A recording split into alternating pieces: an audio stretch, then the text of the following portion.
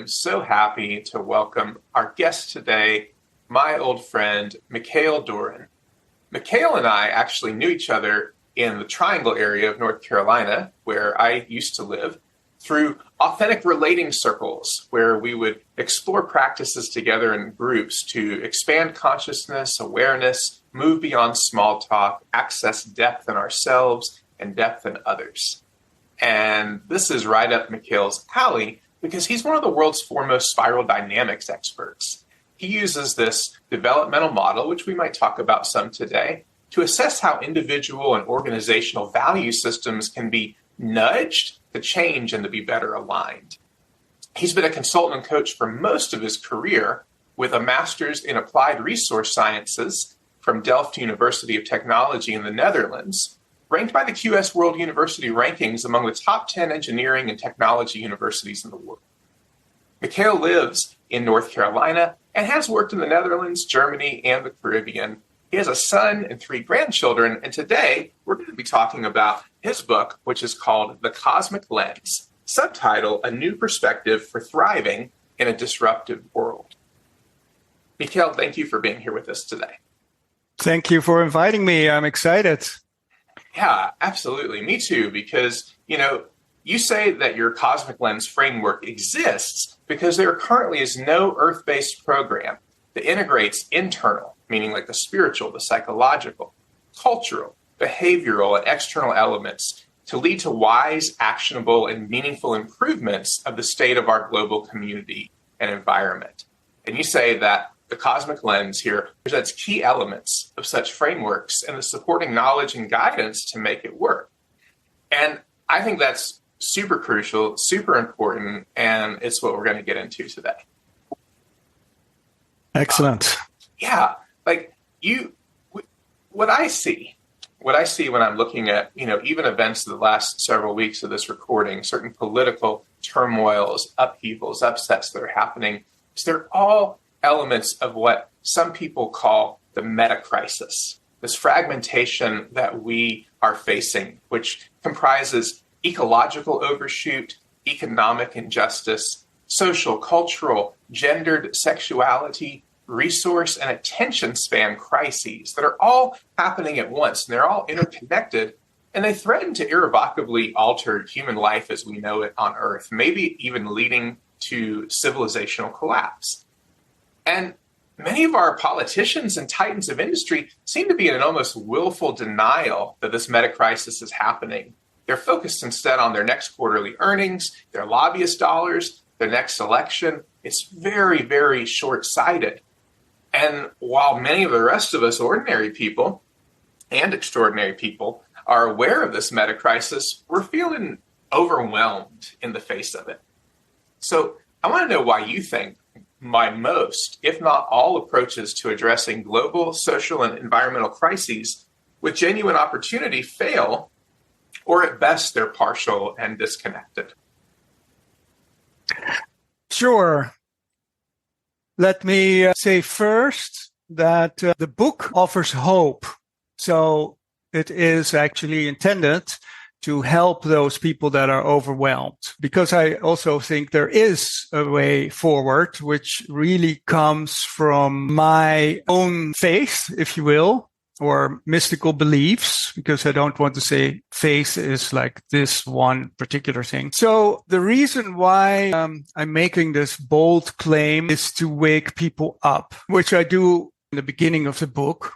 And then later I offer process-oriented solutions. I deliberately steered away from any data, any strategic plans, any solutions, any case studies, because they all exist already. We can Google forever and we can come up with unbelievable amounts of possible solutions. Then philosophically, the question, of course, becomes, is solution the right word? Do we need to fix the problems? And this is already where we get trapped. But to answer your question directly, if you look at these initiatives, and there's many great initiatives on fairly small scale, and I really, really honor those. So it's not a criticism, because they are all important. Imagine you have like an enormous whiteboard, or you have something similar, a Miro board in your computer. You'll notice that to really make sensible connections between all these different solutions becomes very, very complicated, becomes hard.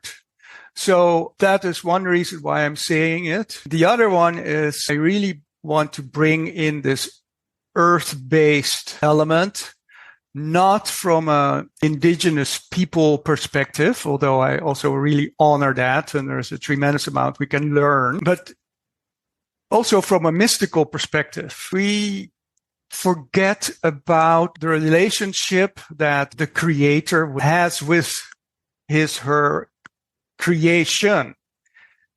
In transcendental Hinduism, Christianity, Islam, it's all about getting out of this world. Well, for me, from a mystical perspective, God didn't just create something and walked away. No, it's intrinsically connected. So that is something I often miss. Even the brightest people talk about so many different problems, and they're all legit. And you named so many. And then they want to offer solutions, and nobody mentions the limitations of this planet. It's really peculiar. It's really as if this is some type of bus stop or theater stage where we humans can enact things, and nobody really cares about what it is we're actually standing on. And from an ecological perspective or eco-biological perspective, we're totally dependent on nature. Somebody said it's all good and well, but nature is going to bat last. So that's why that is so important to integrate that perspective in any solution. And I don't like losing the word solution. Oh, I hear you. You have a very process-oriented approach because, like you said, smart people, insightful people have created 1,000,001 plans to save the world, save this domain, and yet here we are. And I appreciate you mentioning a sort of mystically and ecologically informed perspective that isn't, say, Native American per se. Like I was just in a session the other day with Daniel Four, who has a paradigm called ancestral medicine or ancestral healing. And he talks about how, obviously First Nations people, Native American people have a wealth of wisdom, but oftentimes people who look like you or me, we homogenized, what are hundreds of sovereign nations of indigenous people and say, this is the Native American perspective. And it's very patronizing, and it doesn't, involve the actual relating to and buy-in of many of these sovereign nations. But the other side, as Daniel points out, is that we all have indigeneity, an indigenous root, whatever culture we come from. It has often been papered over by many generations of so-called civilization that often has the impact of dehumanizing us, that often lays the seeds of the current disconnect that we find ourselves in today. But we all have access to an ecological vision, to an interconnected vision, regardless of our cultural background, and we can really tap into that. So I appreciate you advocating for that approach. Yeah, thank you. A little bit later, when there's a chance, I'll talk about one particular aspect of indigenous wisdom, which I think is super important to move forward, to start creating a more coherent world. Yeah, no, I'd love to get to that. So for starters, in your book, you identify 4 common hurdles that can keep people from healing, growing, and contributing to a better world as we conceive it. So, what are these 4 hurdles that you see coming up so often? Well, there are several, and I list 4 in the book. And here I'll talk a little bit about the mechanics of the book. I I also wanted to come up with some hurdles that people could easily identify with. So hurdles that I talk about in the book are not necessarily the ones that will be resolved. Well, they will be resolved, but they are not necessarily the biggest ones. Ones I mentioned in the book is indeed being overwhelmed, giving into despair and disillusion. Another one is trying to do it all, which is an entryway into take care of yourself first. Because that's the paradox. We have to take care of ourselves first in order to take care of the community. This doesn't have to be like 10 years of me, and then I'm going to work on the environment. It's a dance, but we definitely have to make sure that we don't get burned out. So trying to do it all speaks to that. And then I included a hurdle called arrested groups, which in progressive postmodern communities might be quite important because the meeting and being with each other, which is very important, we're social creatures, also kind of limits a type of focus and an action step to get things done. And again, it's good. It's good to get together. But in the book later on, I also talk about how people can assess which groups really work, which one have wise leadership, no matter if it's rotating leadership or people stepping up to the plate, because I want to make those groups healthy and effective. So that's why I talk about the pathologies of certain groups, that regardless of the great intentions, they get kind of stuck in sitting in circles, so to speak. And we need more in the world. We can do that for a little while, but we really need to step up to the plate. And the last one is an interesting hurdle.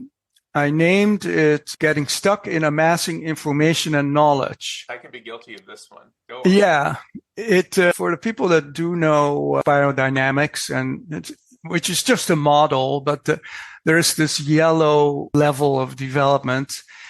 And one of the pitfalls of yellow is this enormous, almost overdone curiosity of the next workshop, the next book, and the next book. And it's really exciting, but I'm saying, okay, great, but keep doing that your weekends, but also get over it, get to work. Yes. So that's why I included that hurdle as well. Got it. So the four common hurdles that you're focusing on are overwhelm, the sort of giving in to despair and disillusion, trying to do it all, these arrested development kind of groups, and then getting stuck in the gathering phase of information. Yeah. So like I said, the hurdles are not necessarily huge hurdles, but they're hurdles people can say, hey, yeah, I get it. I mean, you cannot just bombard people with enormous, because then you get back into the overwhelm and not towards the hope of, hey, I can overcome this. I can do this. I can change. Absolutely. And why do you and your co-author call personal and transgenerational trauma the biggest hurdle? Well, that's a really good question to ask my co-author. Okay. He is the trauma expert, but I can say something real quick about it without taking away her thunder. At one point, I woke up, so to speak, and I thought, I can write until I'm blue in the face. I can come up with all kinds of inspirations and new skills and wisdom.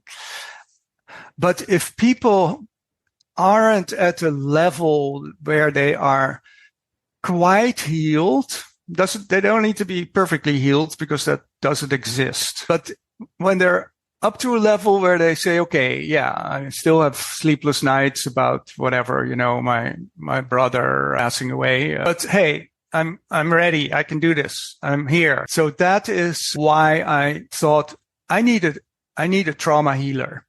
And I looked for somebody who can heal trauma fast, or who can get people out of trauma enough really quickly.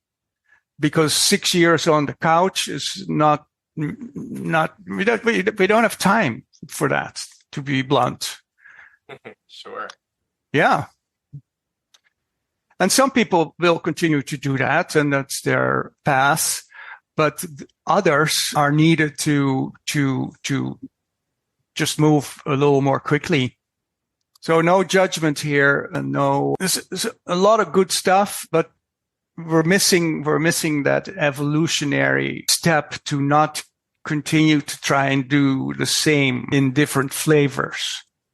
And that's what this book is hopefully offering. Thank you. Sounds like we ought to have Dr. Birgit on here to speak to this level of her expertise, and I would love to make that happen. And yeah, to zoom the lens out a bit, what inspired you to write The Cosmic Lens? Like, how did you get here? Well, two things. One is I've worked in environmental technology consulting most of my life, and that became sustainability. I got more and more disillusioned with the fragmentation and how policies were used or prepared, and how little was actually accomplished. There were some great accomplishments, but all in all, indicators are pointing south. I was just reading the news. It's also summer in the Netherlands, where I originally come from. They now are putting a warning out for beachgoers not to have their animals and children play in the sea foam that kind of washes up on the beach, because it has too many PFAS, little particles of plastic. Wow. So I came to the solution, look, whatever we're doing, it's not working. Yeah. So what might then be possible? Well, the other element was COVID that happened. And from a mystical perspective, I've done this for a long time. I've also written another book about it. But I try to imagine what God would do. In the past, we had these stickers of what would Jesus do on a practical level, but also what would God do to wake up people on this planet? And I still think it's also brilliant. How about sending the absolute minuscule, barely living, tiny organism to get people to wake up? What was the message of COVID? Well, we first got a huge lesson in the mystical principle that what happens to one happens to all, and also you can never do one thing. And we also got some practical scientific lessons in global systems and how there is no linearity. It's not like, well, now we have 1,000 cases, then we have 2,000 cases, and next month we'll have 3,000 cases. No, it's like popping up here, changing there. So the message was go inside. And the metaphor is also go inside of yourself. To me, that was like super clear. And after COVID, I did a survey, which I also describe in a book, to ask what they made of it and how they see the next few years, because I wanted the book to have a foundation. And the survey was actually published by Stanford in one of their blogs. So I think I did a pretty good job. But one participant said it's almost if COVID didn't last long enough. And you may remember it was, when are we going back to normal? What is normal? Well, we're not going back to normal. We're in a whole new, different phase on the planet, humanity and ecology and everything. So we do need new skills. And that's why I wanted to write the book. Yes. Yeah, I remember. I mean, COVID had so many impacts, obviously, on all of us globally, and my own mother died from COVID. So Oh, wow. I'm sorry to hear. Yeah. yeah, thank you. It was, very, very impactful, very close to home, and yeah, two of my observations during COVID. One is that it really did feel peaceful in a strange way when we were all on lockdown. And suddenly there was like strangely, I mean, I know a lot of people felt very legitimate isolation. But also what I saw locally here in Asheville, at least, is like restaurants that suddenly couldn't be open for business in a normal way anymore began selling some of their extra food as like grocery pickups at the same time when supply chain Yeah. certain in groceries, and then also innovated like really great pickup options. And there was innovations, there was community, there was a lot less traffic, a lot slower of a pace of life. Our rivers and oceans began to clear up after a couple months. It was amazing to see the earth attempting to heal herself after so much human overuse. And so I began to feel early hope that, wow, what if we like actually reimagine how we did things, and yes, increase socialization when it's physically safe to do so, but what if we could start working more from home? What if we could reimagine our communities in certain ways? But then the other side that was depressing is that, yes, I agree that your mystical insight is correct. Like just seeing how interconnected we all are and how nonlinear things can be. But unfortunately, I think that the lived experience for a lot of us humans was how much our information diets can shape our perceptions, and how much Yeah. division and opportunism can thrive when we are in these like agitated crisis points, which probably does speak to collective trauma. Another participant in the survey said, his name is Jonathan Reams. He said, things are getting better and better and worse, faster and faster. So you see this split of people that are willing and trying to innovate. And I'm also really happy you brought that up. During COVID, we did see a lot of compassion that we didn't think we would be capable of. But on the other hand, you have this bubble behavior that people retract in their bubbles and pretend everything is the way it was in the 80s. Mm-hmm. Yeah. Yeah, there was so much that was going in every direction all at once. And so, yeah, I think COVID showed us like a crisis, and you're right, in a strange sort of way. Perhaps it did not last long enough. So yeah, and in your book, you reiterate Einstein as saying, look, no problem can be solved from the same level of consciousness that created it. And I think that's what we saw there, is we saw, some attempts, because we sort of humbly acknowledged that we hadn't faced anything like this in at least, a generation or two. And yet we, reverted back in so many ways. And your book, you say, that's why seeing through the cosmic lens is so crucial. So what is the cosmic lens, if you could summarize it for us? Yeah, to wrap up what you just described so eloquently, and we talked about, I think God's message is, okay, now it's time to evolve. That's it. And COVID was a signal for that. Yeah. And God's maybe Mother Earth. I'll leave that up to people to choose whatever speaks to them. The cosmic lens is a metaphor to help people open up to the systems, to see the connections. And in the book, I described this story of this man who lives in somewhere in a really big city, and he has work around the corner, and his parents grew up there, and so on. It's all in the book. But at some point, so his world is really, really tiny. That's the point. And at some point, he has this almost shamanic experience. This big eagle comes and says, you need to come with me. I'm going to take you up into the sky.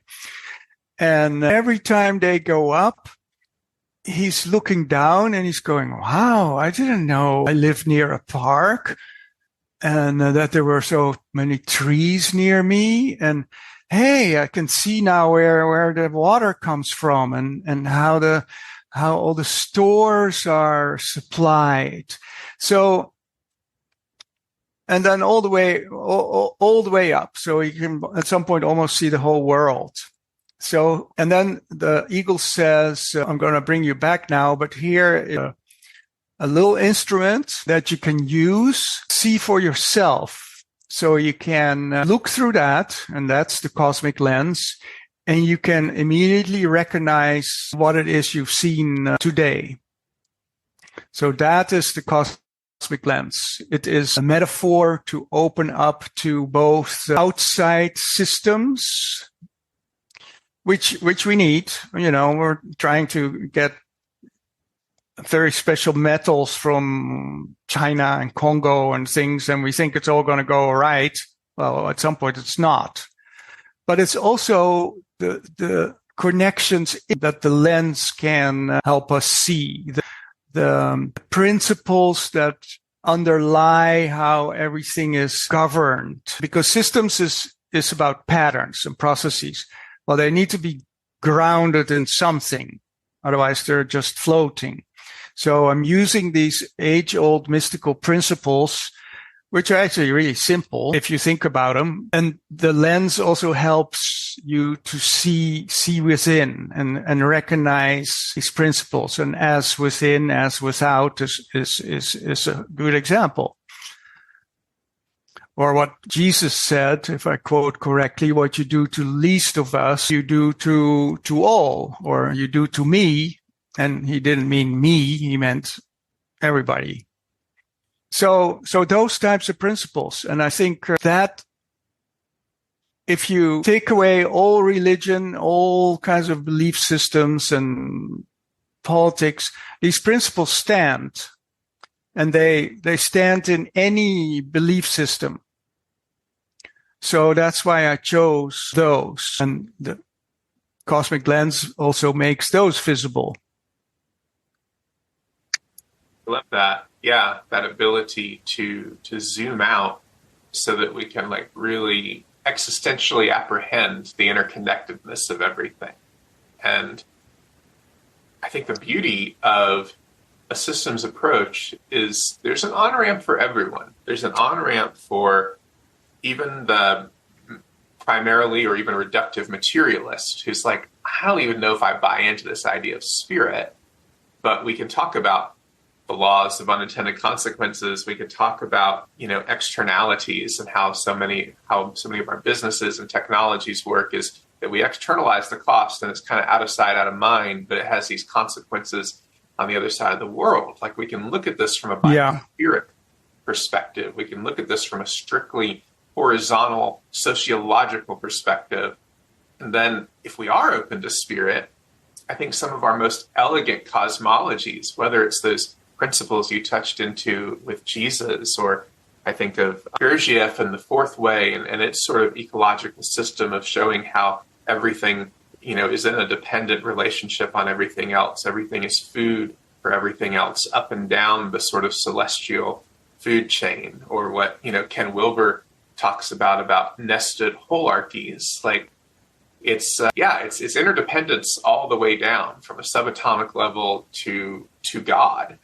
And the more we can tap into that truly cosmic lens through imagination, through ritual, but also through hard analysis and just really opening our eyes and seeing, the more we can, I find, have genuine empathy for ourselves and for others as we're in this process of cataclysmic global change.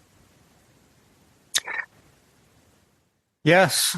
And I'm so glad you mentioned imagination. I talk about it pretty profoundly in the book. The way I frame it is, okay, what do you want and what's your vision? What are you visualizing? But so that is going to be a big part of the course, because I really think that is the way forward in getting really clear on our intentions. the universe is made up of, well, and that's interesting. It's kind of what you're relating to. You can say it's just matter. You can also say, well, it's only energy, but you can also say it's information.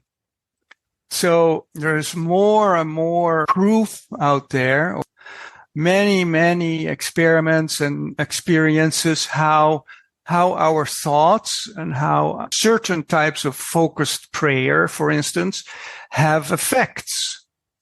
So what I hope to do, offer people, say, look, yes, you have to do the work, but if you get really clear on what it is you actually want and visualize that, and at the same time realize that whatever you want now has to be for the growth and betterment of all life. And the interesting thing is, then it circles back to us. So getting clear on that imagination, that intention, that focus, knowing what it is that we want, that is inclusive, is, I think, the open door. I think that is a key process that we can really use to get out of this mess.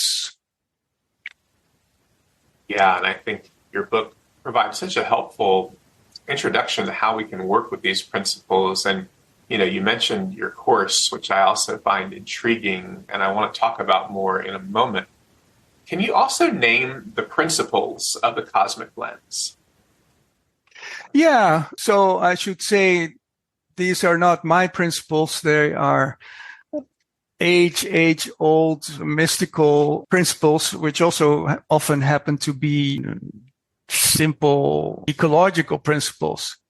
And it becomes so fascinating how those, again, are connected and how they help explain things. So one, that change is the only constant. And I am not coming up with that. Buddhists have done a lot of work on that one. So all this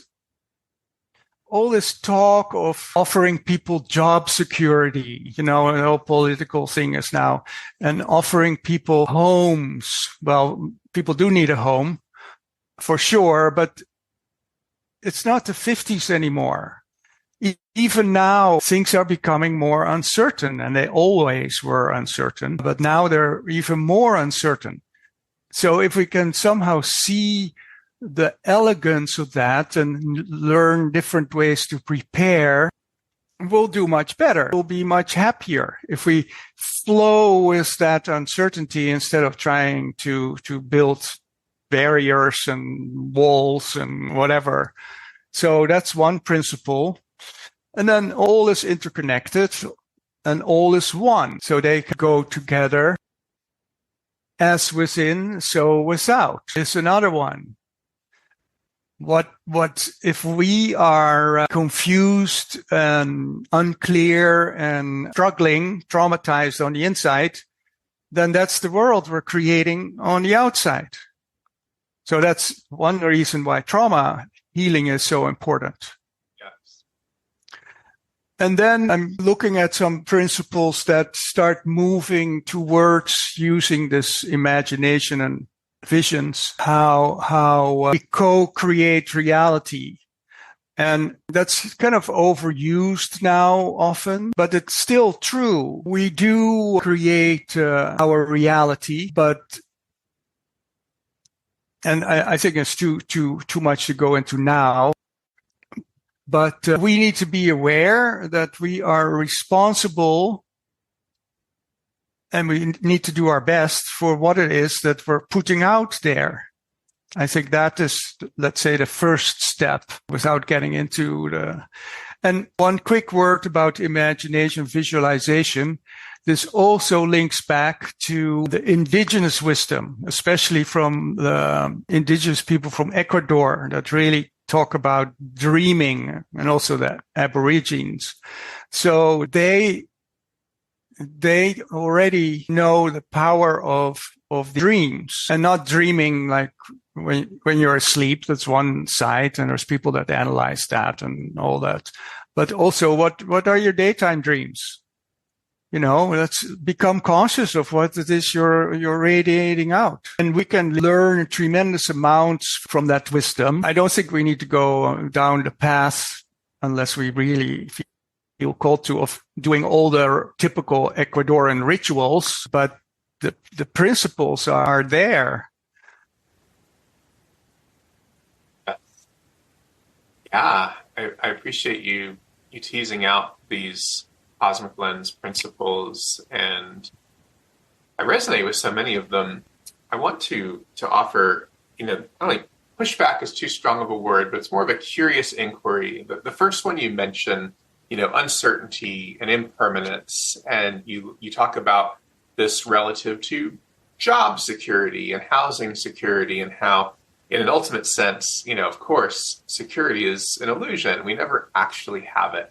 And I agree with that as far as that goes. But I also think that such an idea could be used by, the sort of financial elite who already do, materially speaking, have a lot more security. It strikes me as possibly being a kind of spiritual bypassing, where the haves tell the have-nots, hey, everything is impermanent. Learn to embrace your estate.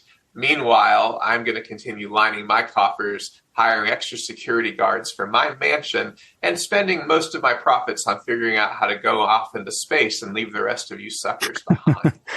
So, how would you speak to the, healthy and unhealthy ways of thinking about, impermanence relative to the security of working class people? Because I think one question that readers might have about the cosmic lens is, how does this or doesn't this work towards things like labor solidarity, unions, organizing, and some very practical things that, especially in the United States, we now almost think of as far leftist pipe dreams. But when I'm traveling, like when I was in Sevilla, Spain, just a few months ago, I just saw how much more equity and peace an average working class person had there. They weren't super ambitious and trying to be on their hustle and all be influencers and entrepreneurs. But even the woman who gave us a food tour is like, yeah, I work 30 hours a week.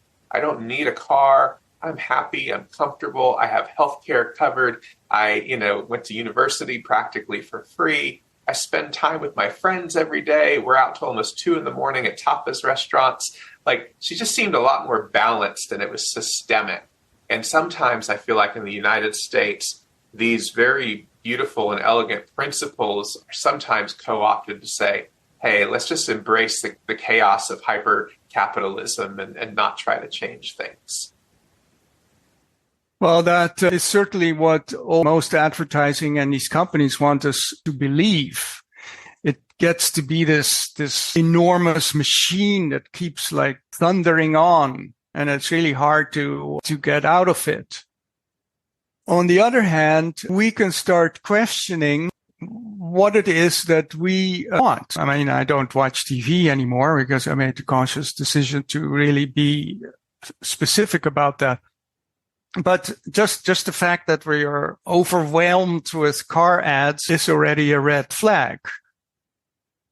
If we can wake up to the fact that they are telling me what I want, and I want to decide what I want, which is like a core right-wing slogan you could use, and say, why are you having all these companies tell what you want? So don't you want to decide what you want for yourself? Oh, so I am very hopeful that when there is a group of people, and I've given up on the critical mass idea. I don't need to know how God works things. I don't think we need 22% or 18% or whatever. That says, hey, yes, I still need to keep earning money, but I am going to visualize a life which is more like the Spanish lady's life. We have that in our power. We can do that. And I think if we let go of ideas, well, it's just me and it's too small, but we can dream, we can imagine. And that's what we radiate out. And if we do that with others and align that, I think we can be very, very powerful. Yeah, yeah. I And and the other thing is you just answered your own question about intergenerational trauma. That's why it's so important in the US and probably also in other places. Yeah. What I hear you saying is like, yeah, if we can heal our trauma and our intergenerational trauma, and if we can exercise our imagination, those things can also aid our political and social and ecological imaginations to make these, real world impacts that we're wanting to make. If you will, do you want to name at least the 7 steps of applying this, the cosmic lens framework? Yeah, certainly. I'll just pull them up here. Give our listeners a little bit of the legs of how you Yes. acknowledging that it is an entire unfolding that you do, both in the book and in the course. Yeah, absolutely. And this is also why I was very deliberate in offering some footholds in the book. Nevertheless, all these steps they're certainly very much doable and exciting, I think, but they're still process oriented. So you mentioned wages, labor, organizing, just having a fair wage. So this is kind of pre that. What I offer in the book is a radically different way of finding the skills on how to get ready, and then tribe or cause that really resonates. And that could well be labor issues, sure.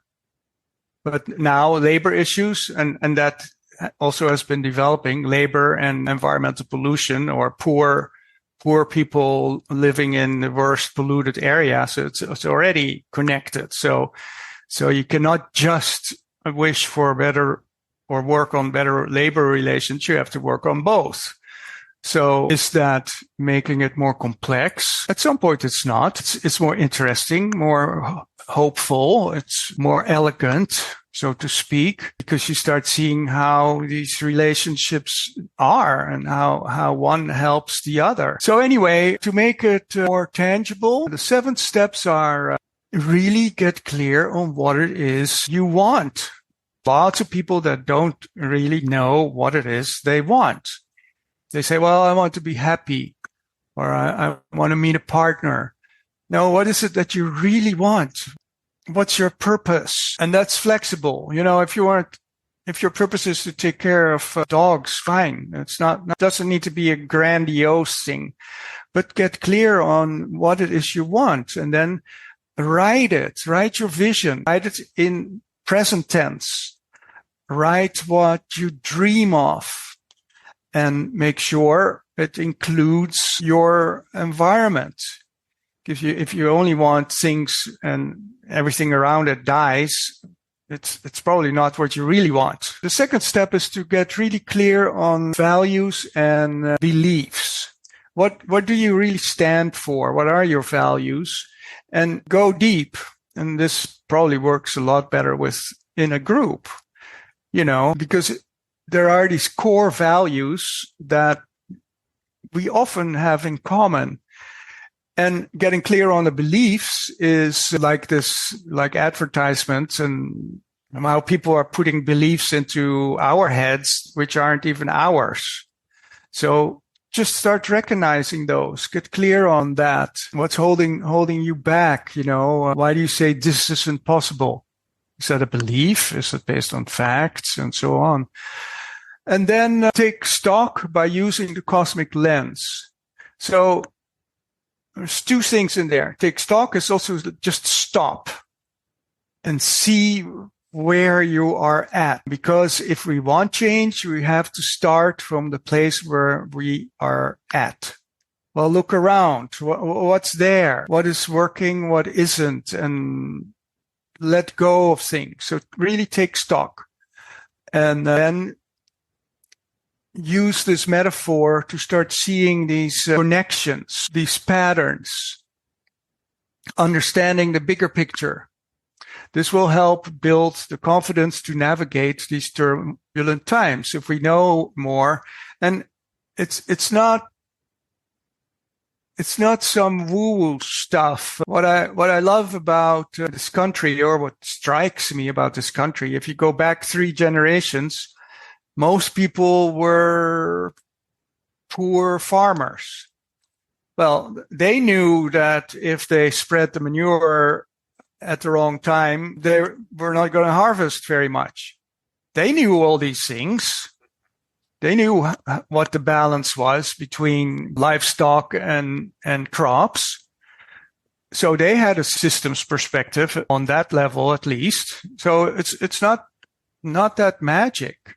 But look around. How may this affect that? You know, am I buying something that has child labor attached to it? And no, it's not possible to do everything, but it is certainly possible to set the intention to be more conscious of these things. Do the best you can. Let's see. Yeah, become comfortable with uncertainty. And that's so interesting. What's the opposite of uncertainty? It is actually the word faith. It's trusting in your own abilities, which you can hone, but also trusting that there is this bigger thing playing out. And that doesn't mean sitting on the couch and doing nothing, but trusting that there is way more than we can see. And I think that brings a tremendous relief. Also, that we don't have to do it all ourselves. And then I make it really practical, choosing wisely. So wisdom also evolves, you know, except for the mystical parts. What was wise 50 or 100 years ago may not be wise now. I have a chapter on that.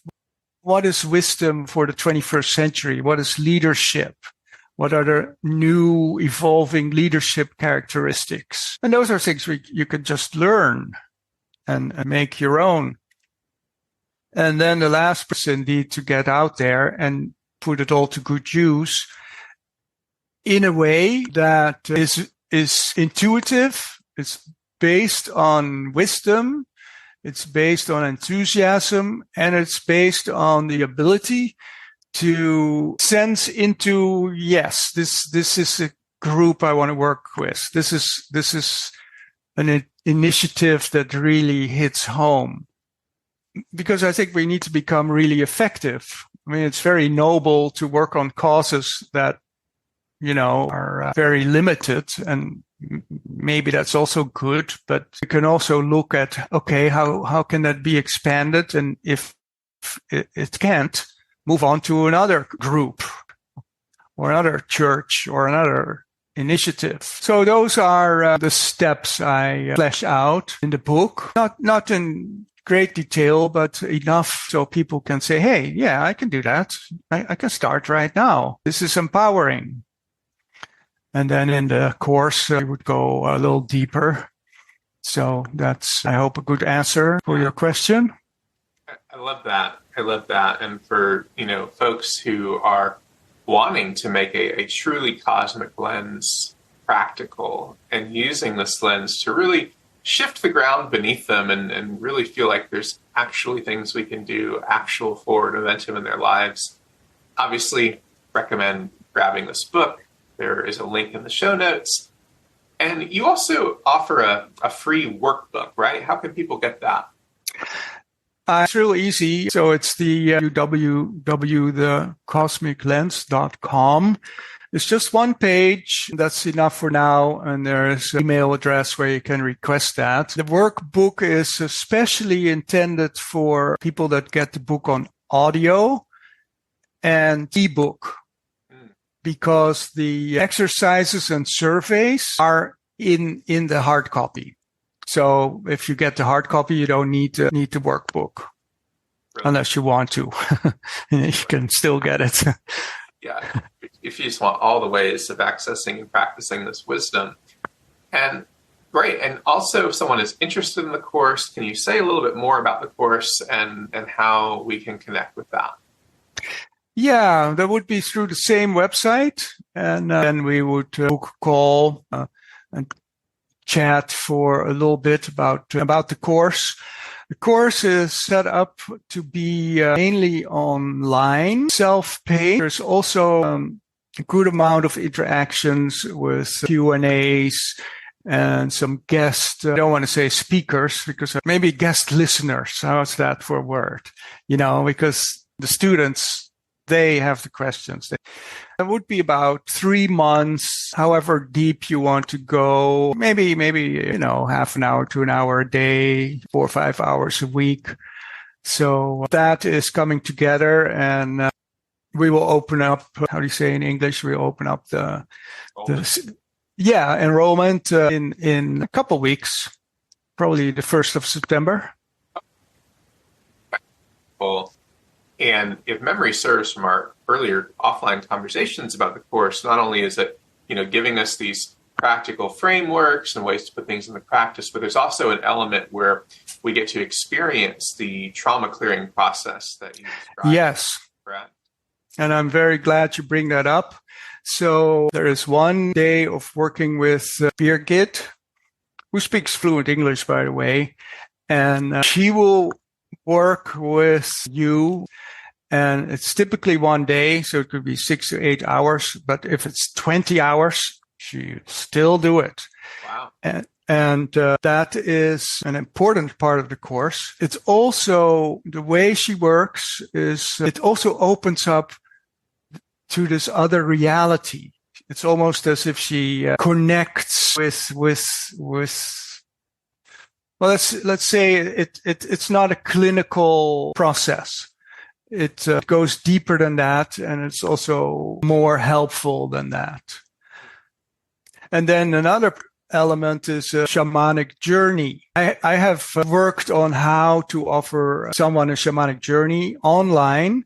I've tried it on at least 10 people now, and it doesn't go into all the ritualistic parts. I'll be glad to leave that up to the more indigenous people. But it's been so helpful to get people without drugs, without anything, just through drumming into this other state. And it's safe. It's you don't lose consciousness. And bang, this whole other reality opens up, which is, of course, what we want. So that's another part of the course. Yeah. Wow. So many facets that dive in really deeply. And yeah, it sounds like it's a beautiful opportunity to work with you, to work with your Jeet. So. And on top of that, I am also going to have to laugh at it myself. Originally an engineer, I'm debating. I think I will make it as an offering. I mean, I can talk about sustainability and solar panels and water systems as well, but I deliberately don't want to do that. But I could answer questions about it. So that's another aspect, and that really circles back to how I think it is so important to have this earth, bio, psycho, integral, social framework. So yes, ultimately things need to be ecological, sustainable, and that is deliberately not a part of the course because I know it and I can talk about it.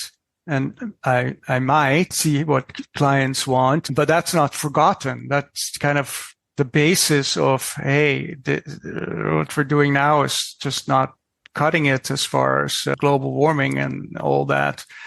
But and I think sustainability initiatives and small scale initiatives, they're not powerful because they clean up something in a particular town. They are powerful because if people align around this cause, which is now a life supporting cause because it has to be, that is radiating. That is the power of that initiative. Not if you cut or increased recycling from 20 to 30%. That's also noble. But the focus behind it, if we can get clear on that, that is the power of these small initiatives. Yes. So there's something in this course for everyone. It truly is a systems-wide and holistic inquiry into learning. And so folks who are interested in that can also reach out to you via thecosmiclens.com. Well, thank you so much. I really appreciate you taking the time to share your wisdom with us and to overview this really vital process. Is there anything you'd like to share with us in closing? Well, I want to thank you for taking the time to interview me. And I think we've touched on so many things. It sounds large, but it becomes this new awareness where we at some point don't even have to think about it. So I want to invite people to hold that thought. It's exciting. It's hopeful to step out of that anxiety and that overwhelm and know how powerful we actually really are, and that we don't have to do this alone. We can, however the universe or God works, that's not up to me, but it starts flowing. We have that power and that humility, and then we flow too. It's about an exciting journey, and the maps and the blueprints and the little printed guides don't work anymore. So it's a journey with a compass. It's a journey with knowing how to check the weather. It's a journey with the right shoes. So we can prepare for that, and it becomes exciting. And instead of clamping this map and saying, oh, no, I think we have to go to the left here. That's over. Those times, that doesn't work anymore. But a compass works, and a cosmic lens does. I love it. Technological world you're talking about in some ways becoming more primal, simpler, and tapping into this source of vitality that can give us a new... They're just tools, yeah. Mm-hmm. They're metaphors, yeah. Yeah. Well, thank you, Michiel. I really appreciate your... Thank you. All right.